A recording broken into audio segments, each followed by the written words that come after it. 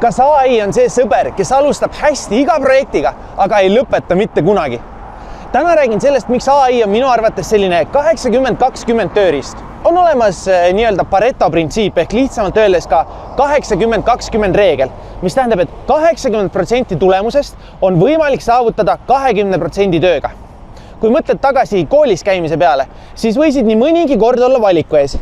Kas teha kiirelt C-le ehk saada 3 või 4 või pingutada tunduvalt rohkem, et saada hindeks A või 5. Mina kasutan suurte keelemudelite abi igapäevaselt ja täheldan keerukamate ülesannetega seda sama mustrit. Enamasti saan kiiresti kätte 80% tulemusest, aga viimased 20% osutuvad keelemudelile tihti liiga keeruliseks. 80-20 reegel on mitmes kohas meie ümber paratamatus, aga kas see 80% on alati piisav? On kohti, kus AI on täiesti perfektne ja sa isegi ei märka seda. Su telefoni ekraan värskendab ennast rohkem kui 100 korda sekundis tänu AI-le. Graafikaprotsessor lihtsalt mõtleb välja osa piksleid, sest nii on efektiivsem ja sa ei pane seda tähelegi.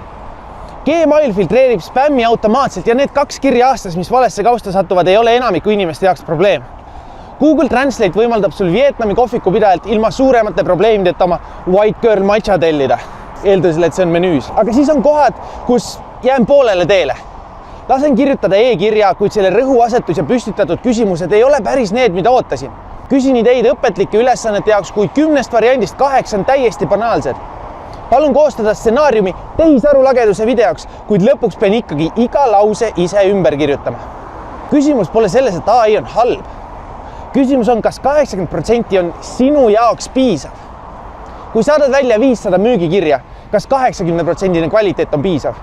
Kui su kasutajatoe juturobot suhtleb päevas 1000 kliendiga, siis kas 80% korrektsed vastused on piisavad? Sõltub sellest, kui kriitiline on tulemus. Kas see 80% on see, millega sa tahad, et sinu brändi seostatakse või tahad, et sinu töö oleks parim? Minu igapäevatöös eeldatakse korrektsust ja selgust. Kas see tähendab, et ma ei kasuta neid 80-20 AI tööriistu?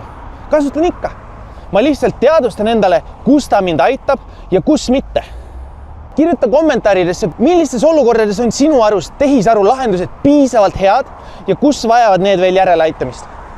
Järgmine kord, kui AI kasutad, küsi endalt, kas ma olen rahul 80%-ga või ajan ma taga seda täielikku 100%.